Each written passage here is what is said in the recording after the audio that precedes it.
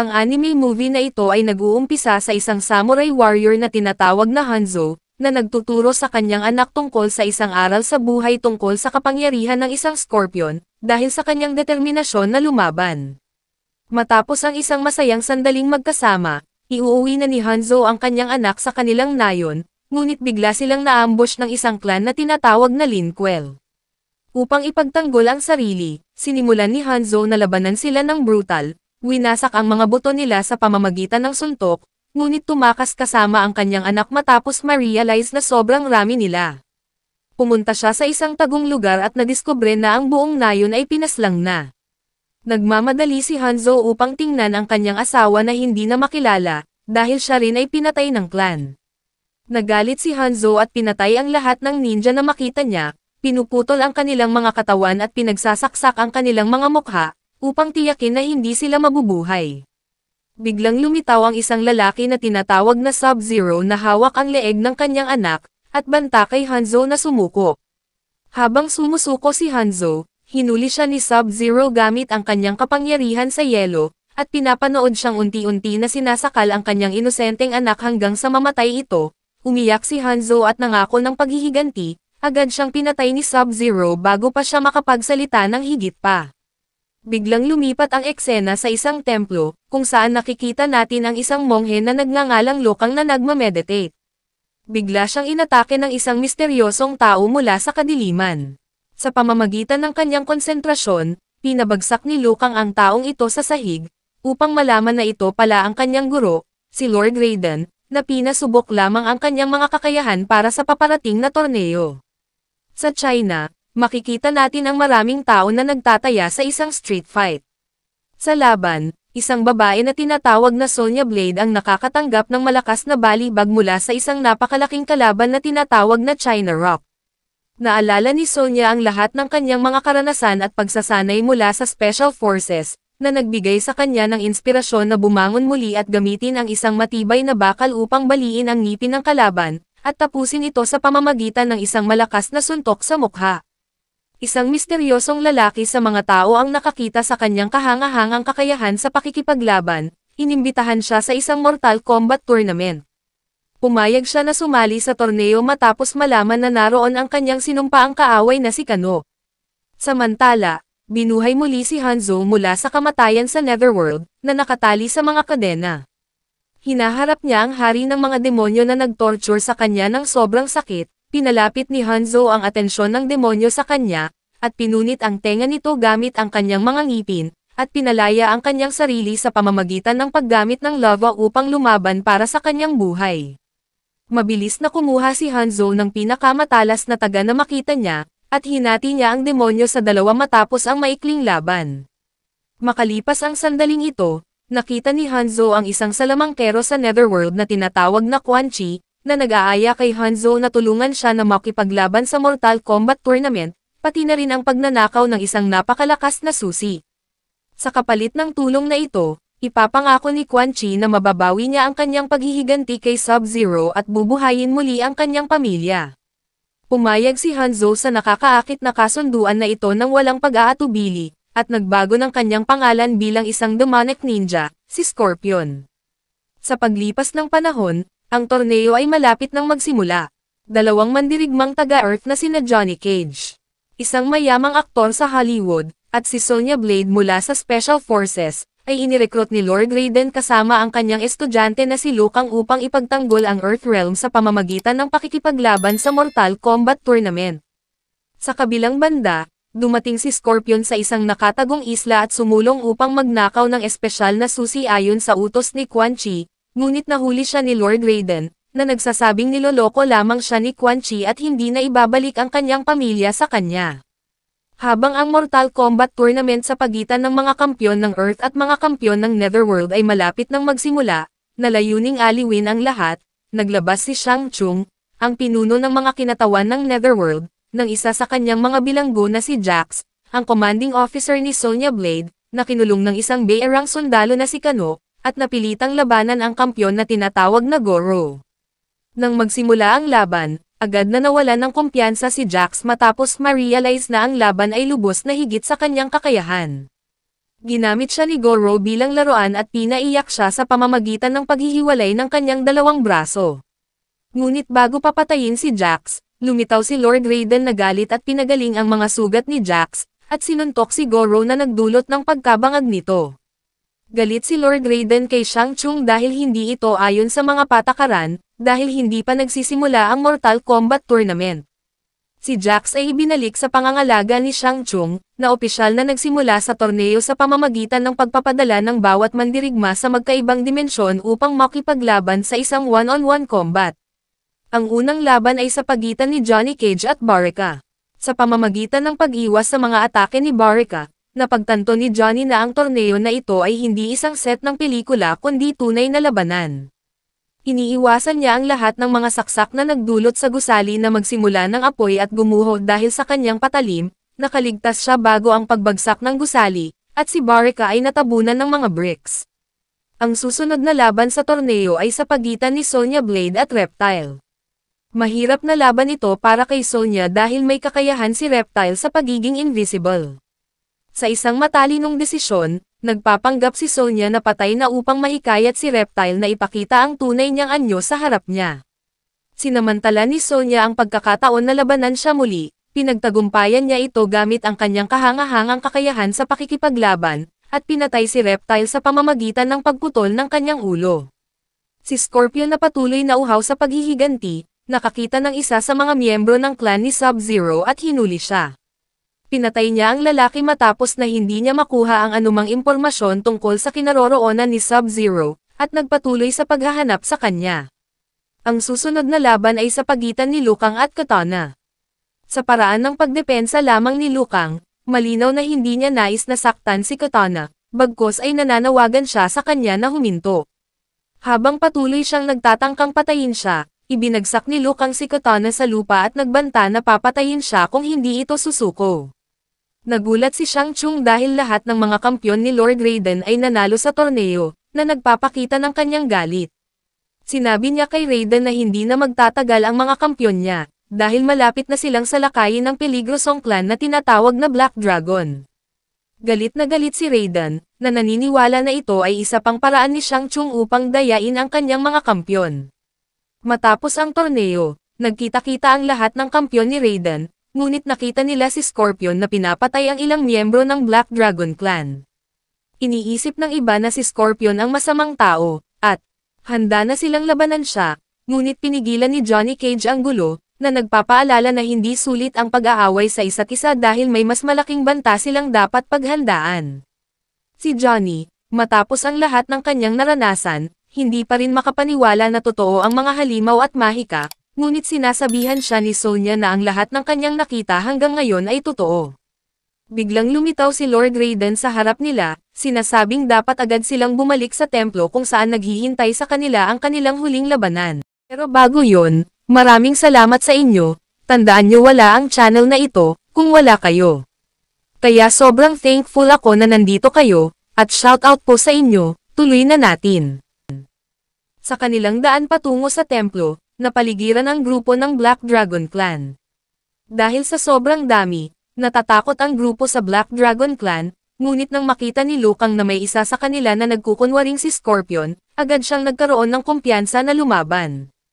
Lumabas si Scorpion mula sa pagkukunwari at sinimulan ang atake sa pamamagitan ng paggamit ng kanyang sandata upang pagsamasamahin ang mga ulo ng mga miyembro ng Black Dragon, samantalang sumali rin ang iba sa kanya. Tuwing sumusubok si Johnny na lumaban, palaging nauuwi siya sa proteksyon ni Sonya dahil sa tingin niya ay mahina si Johnny. Inilabas ni Liu Kang ang kanyang pinakamahusay na galaw na tinatawag na bicycle kick, at pinatay ang natitirang miyembro ng Black Dragon. Biglang sumulpat si Kano at nagsimulang magpaputok habang ang grupo ay tumakas. Habang nag-e-enjoy siya, lumitaw si Sub-Zero at sinipa siya palayo dahil sa paglabag sa karangalan ng Mortal Kombat Tournament, habang pinagmamasdan siya ng mapaghimagsik na si Scorpion mula sa likod. Sinugod niya si Sub-Zero nang hindi ito handa, sinasabi na siya ay maghihiganti sa kanyang pamilya, ngunit nagulat si Sub-Zero at hindi alam kung ano ang nangyayari, ngunit kailangan pa rin niyang ipagtanggol ang kanyang sarili. Matapos ang maikling laban, ginamit ni Scorpion ang tanging pagkakataon na patayin siya sa pamamagitan ng pagtapon sa kanyang sarili kasama si Sub-Zero sa isang pako na pumatay sa kanilang dalawa, habang hinahabol ni Sonya at Johnny Cage si Kano upang hanapin si Jax. Nalaman na hindi pa pala patay si Scorpion, at nakita natin si Quan Chi na kinakausap siya dahil hindi siya nakatuon sa kanyang misyon na magnakaw ng espesyal na susi, kundi sa pakikipaglaban kay Sub-Zero. Nang magalit, ibinunyag ni Quan Chi na siya ang tunay na pumatay sa kanyang pamilya sa pamamagitan ng paggamit ng kanyang mahika upang magkunwaring siya si Sub-Zero. Lumayo si Quan Chi na naniniwala na siya'y patay na, ngunit si Scorpion ay bumangon mula sa pako. Habang hinahabol ni Sonya si Kano, huminto siya matapos matagpuan si Jax na hawak niya. Inilabas ni Kano ang isang grupo ng malalaking halimaw upang labanan siya, subalit hindi niya ito kinaya dahil hindi niya kayang labanan ang napakaraming halimaw mag-isa. Dumating si Liu Kang sa templo upang labanan ang huling kampyon na si Goro, na alaga ni Shang Tsung, na tila nagwawagi sa laban. Habang si Sonya ay malapit ng patayin ng mga halimaw, biglang sumulpat si Johnny Cage at sinira ang halimaw upang iligtas si Sonya, na nagulat sa kanyang kakayahan sa pakikipaglaban. Magkasama silang nagtagumpay na patumbahin ang lahat ng mga halimaw gamit ang kanilang kahangahangang kasanayan sa pakikipaglaban, at nagpatuloy upang patayin si Kano na nagbanta na kapag lumapit sila, papatayin niya si Jax. Ngunit sinagasaan ni Jax ang kamay ni Kano, na nagbigay kay Sonya ng pagkakataon na patumbahin siya. Samantala, si Goro ay patuloy na binubugbog si Liu Kang hanggang mamatay. Natuklasan ni Shang Tsung na sinubukan siyang lasonin ni Quan Chi upang agawin ang espesyal na susi na nasa kanyang pag-aari upang palayain ang kanyang Panginoon na si Shinnok. Hinuli niya si Quan Chi, habang si Goro ay malapit nang putulin ang mga braso ni Liu Kang, dahil sa kanyang utos, ngunit pinatay ni Scorpion si Goro mula sa likod.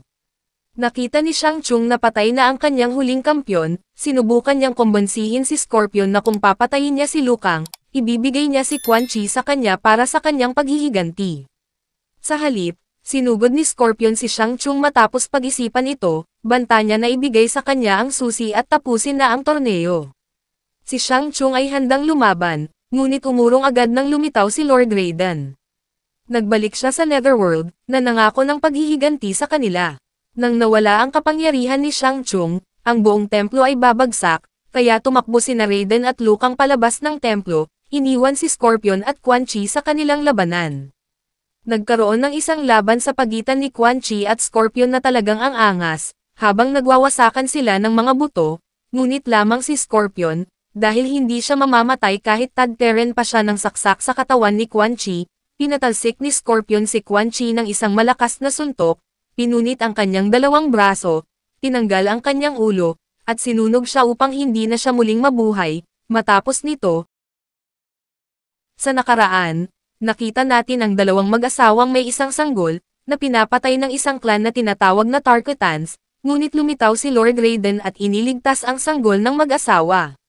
Bago mawala ang huling hininga ng ina, pinangalanan niya ang sanggol na Liu Kang. Ilang taon matapos ang pagtatapos ng Mortal Kombat Tournament, nag-utos ang hari ng Netherworld na si Shao Kahn sa kanyang hukbo na salakayin ang Earthrealm na pinuprotektahan ni Kung Lao, si Stryker, at Jax, ay nasa mga hangganan upang pigilan ang hukbo na pasukin ang mga pintuan, samantala sina Johnny Cage, Sonya Blade, Louis Kang, at Lord Raiden ay abala sa pakikipaglaban sa mga pinakamahuhusay na mandirigma ni Shao Kahn na tinatawag na Katana, Kantaro, Reiko, at Baraka. Lumitaw si Shao Kahn sa isang pagsabog at pinahinto ang laban, at nag-aalok ng isang kasunduan upang tapusin ang digmaan ng kanilang mga realm ng permanente. Hinihiling niya kay Lord Raiden na sumama sa kanya upang makita ang Elder Gods, na ipinapanalangin sila para sa isa pang torneo, ang huling Mortal Kombat. Upang pigilan ang walang katapusang mga siklo ng karahasan, pumayag si Raiden sa proposal ni Shao Kahn ng walang pag-aatubili, at sumama kasama si Shao Kahn upang makita ang Elder Gods. Si Scorpion ay, natagpuan ang kanyang sarili sa Netherworld matapos ang kanyang laban kay Quan Chi, at kinonfronte siya ni Shinnok na nagpapaliwanag na ang susi na kinuha ni Scorpion kay Shang Tsung ay ngayon ay nakakabit sa kanyang kaluluwa, at banta sa kanya na pumunta sa Earthrealm at pumasok sa Temple of Elements, upang tulungan siyang magnakaw ng espesyal na artifact. Tinanggihan ni Scorpion ang kanyang hiling at tumakas patungo sa Earthrealm. Nag-utos si Shinnok sa kanyang mga sundalo na kunin ang clan ng Lin Kuei upang hulihin siya. Sa Lin Kuei Temple, ibinigay ng Panginoon ang utos kay Kualang at Smoke, ang isang misyon na hulihin si Scorpion. Ipinakita ng Panginoon ang dalawang iba pang mandirigma na tinatawag na Cyrax at Sector, na ngayon ay ginawang mga cybernetic. Si Scorpion ang pinakapeligrosong ninja warrior na nabubuhay, kaya inutos ng Panginoon na puwersahang gawin din silang cybernetic, sila Kualang at Smoke, upang silang lahat ay magkaroon ng kakayahan sa paghuli kay Scorpion. Ayaw nila, nagawa ni Kualang na makatakas, ngunit naiwan si Smoke, at sinimulan siyang turukan ng mga cyborgs. Lumitaw si Raiden at Shao Kahn sa harap ng Elder Gods, upang humiling ng kanilang pahintulot para sa isang huling torneo sa pagitan ng kanilang mga realm. Inapela rin ni Raiden sa kanila na alisin ang kanyang kawalan ng kamatayan at mga kapangyarihang Diyos, upang siya ay makilahok sa torneo bilang isang kalahok para sa Earthrealm. Pumayag ang Elder Gods sa kanilang kahilingan, at bumalik si Raiden sa Earthrealm bilang isang normal na tao, at agad na nagtipon ang lahat ng kanyang mga kampyon upang sumali sa torneo. Matapos pumasok ang lahat ng kanyang mga kampyon sa portal, nakipagkita si Scorpion kay Raiden, na ibinunyag ang lahat ng masasamang plano ni Shinnok. Sinabi ni Raiden sa kanya na ang artifact na gusto ni Shinnok na nakawin ay tinatawag na Kamadago, na may kapangyarihang palabasin ang isang nilalang sa mundo. Dahil tao na si Raiden ngayon, wala siyang kapangyarihan upang paghiwalayin ang kaluluwa ni Scorpion sa susi, kaya pinayuhan niya si Scorpion na magtago upang hindi siya makita ni Shinnok. Inilipat si Raiden at ang kanyang mga kampyon sa kuta ni Shao Kahn, na ipinakilala sila sa kanyang mga mandirigma sa torneo na tinatawag na Li Mei, Shang Tsung, Kitano, Devora, Baraka, Reiko, at Jade. Nang magsimula ang torneo, natalo si Johnny Cage kay Devora nang hindi pa siya nakakalaban. Nanalo si Liu Kang kay Jade sa pamamagitan ng isang napaka-brutal na suntok, nanalo si Striker sa kanyang laban kay Baraka sa pamamagitan ng kahangahangang kasanayan sa pakikipaglaban, sinugod ni Sonya Blade si Li Mei at paulit-ulit na inuntog ang ulo nito sa lupa, samantala pinatay ni Jax si Kitano. Sa Earthrealm, inatake si Scorpion ni Sector at Cyrax, at sumama sa kanila si Smoke na ngayon ay naging isang cyborg. Si Scorpion ay napaligiran at natalo ng mga cyborgs, na siyang kumuha at dinala siya sa mga pintuan ng templo, pilit siyang pinapagamit ng susi upang buksan ang mga pintuan. Ang mga cyborgs ay malapit nang patayin siya pagkatapos niyang buksan ang mga pintuan, ngunit pinatigil ni Kuai Liang ang mga cyborgs, dahil nais niyang patayin si Scorpion sa kanyang mga kamay, upang maghayganti sa pagkamatay ng kanyang kapatid na si Sub-Zero. Matapos ang isang walang katapusan na labanan, nagpapanukala si Scorpion kay Kuai Liang na magsanib puwersa sila upang protektahan ang artifact laban sa mga cyborgs, na nagpaplano na muling buhayin ang tagapagwasak ng mundo. Silang dalawa ni Scorpion at Kuai Liang ay parehong natalo, at kinuha ng mga cyborgs ang artifact at tumakas patungo sa Netherworld. Sa torneo, nagtapos si Raiden ng kanyang laban kay Reiko gamit ang sinaunang mga pamamaraan sa pakikipaglaban. Nanalo si Sonya sa laban niya kay Devora. Madali ni Shao Kahn na tinalo si Jax, samantalang tinalo ni Shang Tsung si Striker sa pamamagitan ng isang brutal na paraan. Sa huling yugto, si Kung Lao ay lumalaban kay Shao Kahn na madali niyang pinunit sa dalawa, gamit ang kanyang sandata, samantala si Kitana ay nakikipaglaban kay Raiden na binantaan ang buhay nito. Pagkatapos ng maikling laban, pinagtaksilan niya si Shao Kahn sa pamamagitan ng pagsalakay sa kanya. Si Shao Kahn ay sinakaw si Kitana matapos gawin iyon sa kanya ni Kitana, samantalang si Liu Kang ay lumalaban kay Shang Tsung na pinahihina ang kanyang kaliwang braso gamit ang kanyang mahika. Ngunit sa kabila ng disadvantage na ito, nanalo pa rin si Liu Kang sa laban, ngunit nagpa siya na huwag patayin si Shang Tsung. Samantala, dumating ang Panginoon ng Lin Kuei clan kasama ang kanyang mga cyborgs, at ibinigay ang artifact kay Shinnok, ngunit nais nitong labanan siya pagkatapos na ibunyag niya ang kanyang mga masasamang plano na dalhin ang isang nilalang sa mundo.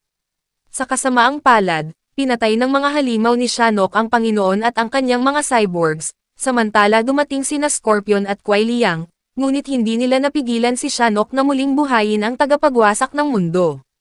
Sa kabilang banda, nakikipaglaban si Raiden sa isang huling laban kay Shao Kahn. Pinakita ni Raiden ang kanyang magaling na kasanayan sa pakikipaglaban, ngunit hindi sapat ang kanyang kapangyarihan upang depensahan ang mga suntok ni Shao Kahn. Sa kasamaang palad, pinatay si Raiden ng napaka-brutal ni Shao Kahn, at nang makita ni Liu Kang ang lalaking naging parang ama sa kanya na pinatay sa ganitong paraan, galit na lumaban siya kay Shao Kahn.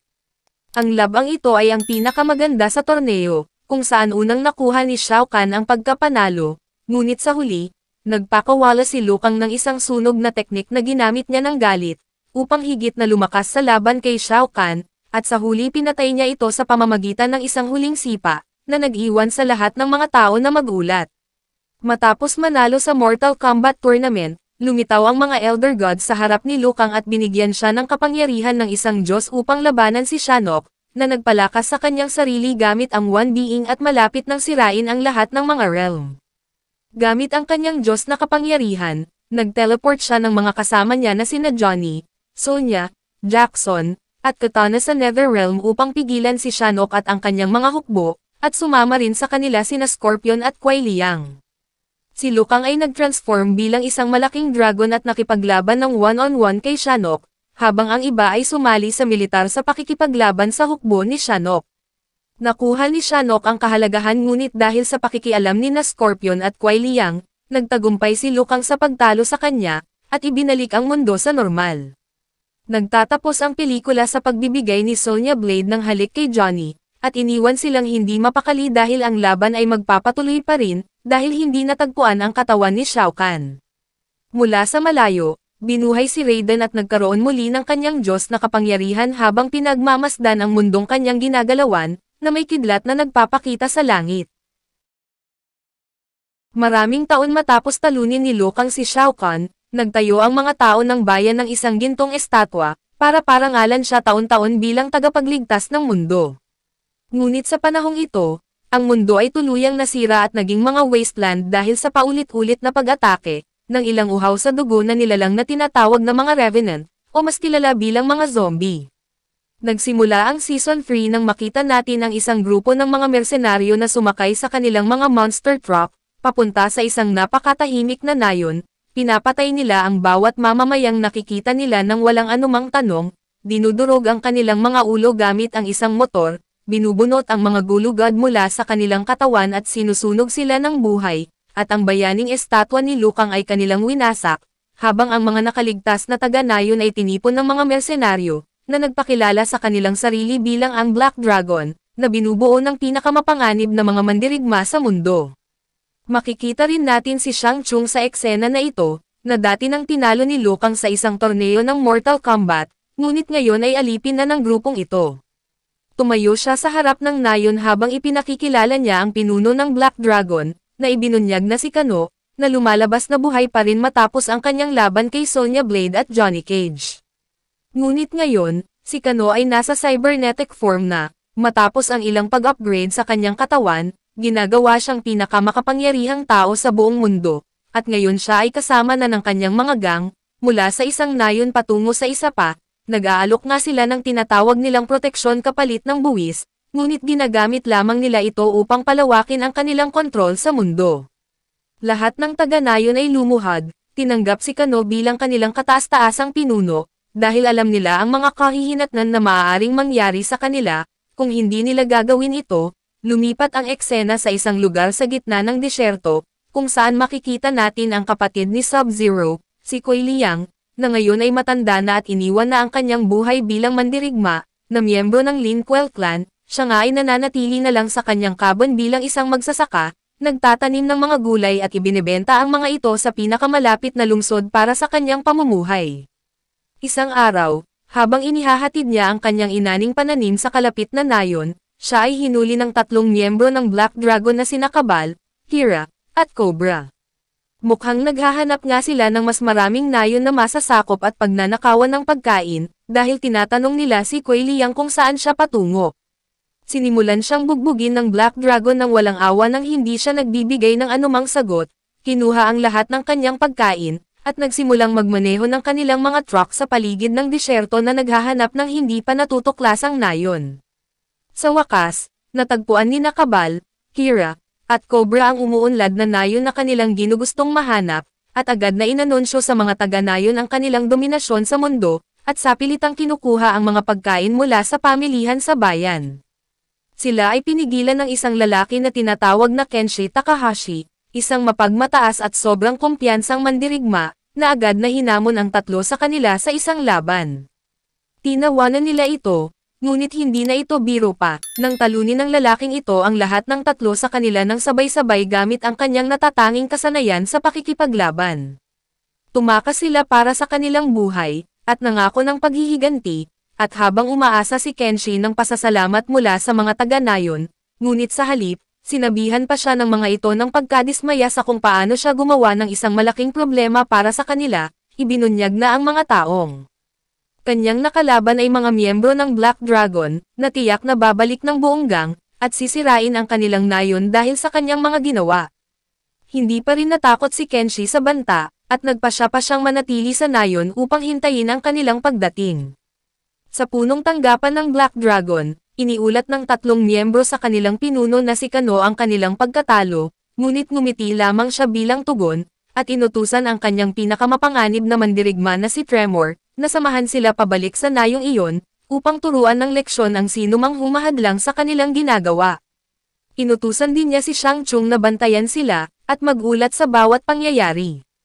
Habang pinagmamasdan ni Kenshi si Kuei Liang na nag-iiwan ng ilan sa kanyang inaning paninda sa isang tindahan, napansin niya ang tato ng Lin Kuei sa kanyang mga braso, at nilapitan ang lalaki, alam na niya na siya ay miyembro ng Lin Kuei clan. Ang Lin Kuei clan ay dating pinakamapanganib na mandirigma na nabuhay, kaya iminungkahi ni Kenshi kay Kuei Liang na turuan siya ng bawat kasanayan ng Lin Kuei clan, dahil pangarap niyang maging pinakadakilang mandirigma na nabuhay. Ngunit tinanggihan ni Kuei Liang ang kanyang kahilingan, kahit na handa siyang mag-alok ng malaking halaga ng pera. Biglaang sumulpat ang tatlong miyembro ng Black Dragon sa nayon, kasama ang kanilang pinakamapanganib na mandirigma na si Tremor, na nag-utos kay Kenshi na lumuhad at humingi ng tawad sa kanila, at maaari nilang patawarin ang kanyang buhay. Upang maiwasan ang anumang gulo o pagkasira sa nayon, nagmakaawa si Kuei Liang sa mga mersenaryo para kay Kenshi, ngunit tinadyakan siya papunta sa sahig, na nagresulta sa isang labanan sa pagitan ni Kenshi at Tremor. Binigyan ni Kenshi si Tremor ng matinding laban sa una, ngunit nagsimulang maging nakakatakot ang mga bagay ng ang galit na si Tremor, ay nagsimulang kontrolin ang lava at mga bato ng sabay, na nagbigay sa kanya ng kalamangan na matalo si Kenshi sa laban. Paulit-ulit na sinuntok ni Tremor si Kenshi sa mukha at sinabing humingi na siya ng paumanhin, ngunit matigas na tinanggihan ni Kenshi. Ngunit nang malapit na siyang patayin, binigyan ni Shang Tsung si Tremor ng sign na buhayin ang kanyang kalaban, at ginamit si Kenshi bilang halimbawa ng sinumang mga has na hamarang sa daan ni King Kano at ng Black Dragon ay mamamatay. Pagkatapos umalis ng Black Dragon, nagpanggap si Shang Tsung bilang isang mahirap na matandang lalaki, na nag-alok na tulungan si Kenshi. Sinabi niya kay Kenshi na ang tanging paraan na mayroon siyang pagkakataon laban sa Black Dragon, ay kung makakakuha siya ng isang napakalakas na espada sa isang yungib na tinatawag na sento. Dahil gusto niyang ubusin ang mga halimaw na ito sa anumang paraan, sinundan ni Kenshi si Shang Tsung sa isang balon sa lihim na mga yungib kung saan nakatago ang espada. Ayon sa mga sinabi ni Shang Tsung, desperadong binuksan ni Kenshi ang balon na naglabas ng isang makapangyarihang enerhiya, na biglang nagdulot kay Kenshi ng pagkabulag, at agad nagbago si Shang Tsung pabalik sa kanyang mas batang sarili, na nagpapalakas sa kanya tulad ng dati niyang lakas. Lumalabas na niloko lamang si Kenshi ng matandang lalaki, na nagpakilala ng kanyang tunay na kagustuhan, at itinapon si Kenshi sa hukay upang mamatay, umalis upang patayin si Kano na palaging itinuturing siyang parang alipin. Nakaligtas si Kenshi, ngunit narinig niya ang espada na sinabi sa kanya ni Shang Tsung na nagsasalita sa kanya. Napagtanto ni Kenshi na nakakakita siya sa kanyang paligid habang hawak ang espada, at ginamit ito upang makalabas sa hukay. Hirap siyang maglakad at nakayanan niyang maglakbay ng ilang distansya, bago siya nawalan ng malay, dahil sa pagkapagod. Bumalik sa punong tanggapan ng Black Dragon. Dumating si Shang Tsung na may bagong natuklasang kapangyarihan, at inilabas ang kanyang galit kay Kano, pinatay ang napakarami niyang kasapi kabilang si Cobra. Sa una, tinalo ni Shang Tsung si Kano sa isang laban, ngunit nang subukan niyang higupin ang kanyang kaluluwa, ito ay walang nangyari, at napagtanto niyang wala palang kaluluwa si Kano, winasak ni Kano ang kanyang mga braso, at matapos paulit-ulit na ibangga ang kanyang ulo sa mga pader, pinugutan niya ng ulo si Shang Tsung gamit lamang ang isang kamay. Samantala, natagpuan ni Kuai Liang si Kenshi na naiwang nag-iisa sa disyerto, at nagpas siyang tulungan siya matapos mapansin na hindi na siya makakita muli. Napagtanto niya na si Kenshi ay nawalan na ng pag-asa para mabuhay, kaya't nagpa siya si Kuai Liang na turuan siya kung paano makaramdam ng lahat sa paligid, kahit wala ang kanyang mga mata, upang magtagumpay siya sa pag-survive. Ibinigay ni Kuai Liang kay Kenshi ang matinding pagsasanay, tulad ng pag-utos sa kanya na hulihin ang isang manok kahit siya ay bulag, at tumalon mula sa isang stick patungo sa isa pa habang hawak ang mabibigat na bagay, at matutunan kung paano kontrolin ang kanyang makapangyarihang espada. Sa simula, nakakainis para kay Kenshi ang lahat dahil sa paulit-ulit niyang pagkabigo, ngunit sa determinasyon na meron siya, mabilis siyang nag-a-adapt sa lahat, at pati na si Kuai Liang ay tinalo niya sa isang laban. Ibinahagi ni Kuai Liang kay Kenshi ang kwento kung paano siya, ang dating pinakatakot at pinakamahusay na miyembro ng kanyang clan. Noong panahong iyon, nagsimula ng sakupin ng mga zombies ang lungsod, ngunit dahil sa sobrang kumpiyansa sa lakas ng kanyang clan, pinangunahan niya sila sa pagtalo sa mga zombies, ngunit bigla silang napaligiran ng mga uhaw sa dugo na kalaban. Sa desperasyon na tapusin ang kaguluhan at iligtas ang kanyang buhay, inilabas ni Kuai Liang ang kanyang pinakamalakas na atake na tinatawag na Ice Storm, ngunit nawalan siya ng kontrol dito at nagresulta ito sa pagkamatay ng lahat ng tao sa paligid niya, kasama na ang kanyang clan at ang mga inosenteng mamamayan sa lugar na iyon.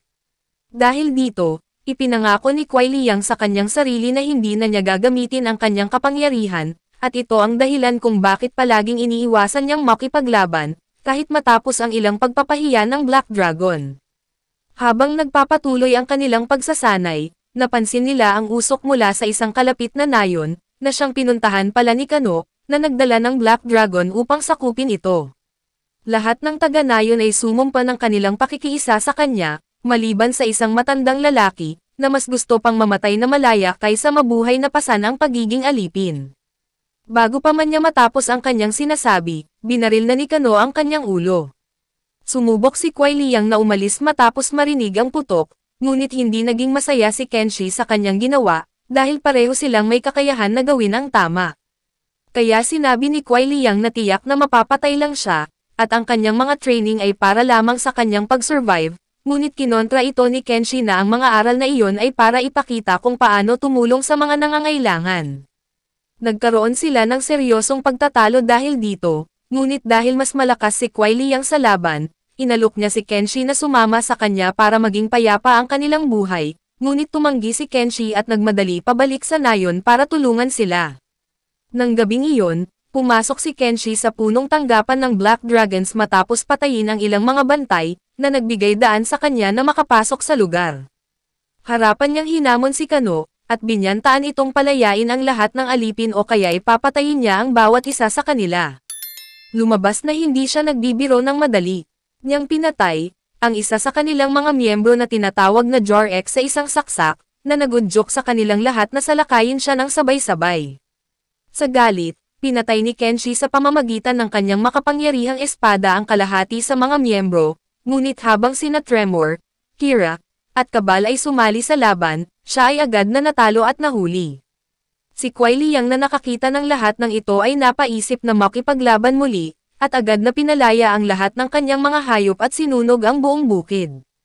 Habang si Kuai Liang ay nakasuot ng kanyang Lin Kuei suit, tinawag niya ang kanyang dating kaibigan na si Scorpion mula sa impyerno, at pareho silang nagpasya na bumalik sa punong tanggapan ng Black Dragon upang turuan si Kano ng leksyon. Si Kenshi ay nakatali sa krus sa utos ni Kano, na plano siyang gamitin bilang halimbawa ng sino mang lalaban sa Black Dragon. Habang siya ay kinukuyog, dumating si Kuai Liang na ngayon ay nagpalit ng pangalan bilang Sub-Zero kasama si Scorpion, at nagtungo sila kay Kano gamit ang kanilang kapangyarihan ng apoy at yelo, at pinalaya si Kenshi sa pagkakakulong. Isa-isa, pinatay ni Scorpion, Kenshi, at Sub-Zero ang lahat ng pangunahing miyembro ng grupo na tinatawag na Kira, Thor, at Error Black. Agad nilang ginamit ang pagkakataon na patayin si Kano, at lahat sila ay sumalakay sa kanya ng sabay-sabay, ngunit ang kanyang kapangyarihan ay labis na higit pa sa kanila, salamat sa kanyang cyborg implant, at si Kano ay mabilis na tumakas sa ilalim ng lupa, at si Kenshi ay nagpasya na manatili upang patayin si Tremor, habang si Sub-Zero naman ay hinabol si Kano, at si Scorpion ay nanatili rin, at nakipaglaban siya kay Kabal na siyang kanyang pinatay sa pamamagitan ng pagsunog sa kanya gamit ang kanyang kapangyarihan ng apoy, at si Kenshi naman ay nagputol kay Tremor sa dalawa gamit ang espada ng kanyang mga ninuno, matapos ang isang napakahabang laban. Nang mahabol na si Kano, napagtanto ni Sub-Zero na si Kano ay nakagawa ng isang time machine, at siya ang dahilan ng mga pag-atake ng mga zombies sa mundo, na naging isang wasteland. Bago pa man magamit ni Kano ang time magic upang burahin si Sub-Zero, siya ay pinatay ni Sub-Zero na agad na nag-ugnay ng kanyang kapangyarihan kay Scorpion, upang sunugin ang kanyang punong tanggapan. Nanawagan si Kenshi kay Sub-Zero na bumalik sila sa lungsod, at iligtas ang mga tao mula sa mga zombies bilang mga bayani, ngunit tumanggi itong sumama, dahil ipinangako na niya kay Scorpion na susunod na ito sa Netherrealm, kung magagamit pa niya ang kanyang kapangyarihan. Habang umaalis na sila, sinabi ni Sub-Zero kay Kenshi na siya ay isa ng Linkwell, at sinabihan siya na bumuo ng mga malalakas at mga batang mandirigma, upang magsilbing mga tagapagtanggol ng Earthrealm, at ito na ang wakas ng Season 1, 2 at 3.